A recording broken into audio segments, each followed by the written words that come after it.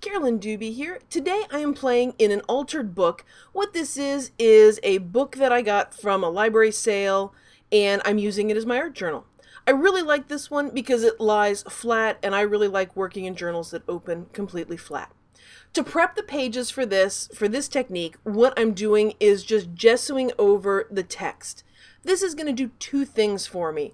One, it's going to give me a little bit calmer background to work on so that the words are there, but they're not quite as bright. So they kind of peek out through the gesso.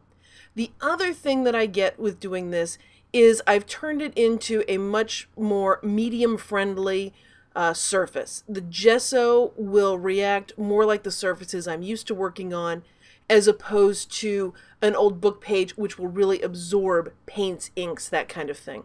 So I let it dry completely, and now I'm going to bring in a stencil. This one is called Linked, that I've designed over at Stencil Girl Products. And if you have any page curling, all you do is kind of bend it back the other way so that it goes flat.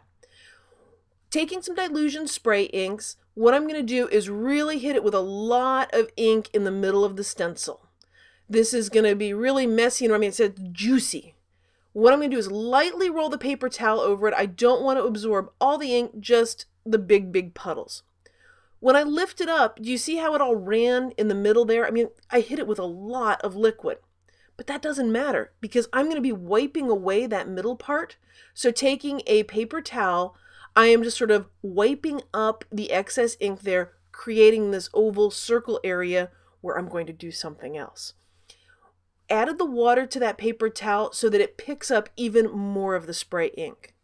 By doing it this way, I've got some nice soft shades in there, but everything looks like it blends and belongs. And now I'm going to grab a rubber stamp. This one's by Pam Carricker, and I am going to just stamp that right in the middle to give me a great focal image. If my camera can stay in focus, sorry about that. I am using an archival ink, basically a waterproof ink, because as I do things with this, I'm going to be using water, and I don't want the black ink to run. And this stamp is a cling-mounted stamp, but I don't even bother to mount it on anything. I just use it the way it is and push it down with my hand, and I get a good impression with it, so I don't even mess with mounting blocks. Well, now that I've got it done this far, it looks great, but I want to do a little bit more to her. So this is just water and a small paintbrush. Dilution's inks react to water, and I'm going to use that to my advantage here. What I'm doing is adding some water, and that's going to loosen up just some of the spray ink. And when I come in with a clean paper towel, what's going to happen is I'm just going to pull up a very small amount of that ink. You can see what a subtle difference it makes, but it does make a difference. So these aren't big strokes that I would make with a brush, but all of a sudden her face has a little more depth to it because I've got lighter parts and darker parts. And of course, I can't just leave it at this. I have to fiddle some more with it. I am going to just dip straight into the bottle of Dilution's inks, and I am going to paint this around some of the lines, trying to add more of a shadow area to some parts. Now, I'm pretty heavy-handed with this on the inks. Oh, look, some of it's smeared on her. Oh, no, it's not exactly the way I want. Hey, guess what? This is the most forgiving thing, because all you do is add some water to it, dab things up. This is actually so juicy that I can go in with a paper towel and pull some of it up.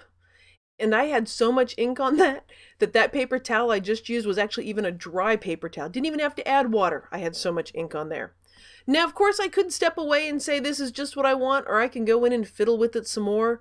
And yep, I'm going to fiddle some more. This is just using a paintbrush with a little bit of water. Just basically a damp paintbrush.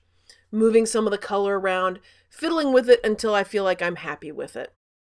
She was great, but she needed something more. She needed a big word under her, so I went and grabbed a set of letter rubber stamps, that permanent ink pad again, and out came the word that I wanted to use with her. And the word is emerge. And I think I spelled it correctly too, because sometimes when I'm doing things like this, I'm thinking so hard about lining up the stamps or making them fit that I actually forget to spell the word correctly. So, very pleased with myself. I actually spelled the word correctly, or so I think. Boy, it's going to be really embarrassing after I post this video if people tell me that's not the right way to spell it. Oh well, if I have, then it'll just be an oops.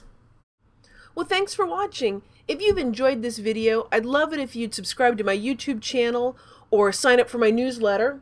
And if you'd like to see more of what I'm up to, you can find me over on my blog over at acolorfuljourney.com. See you over there.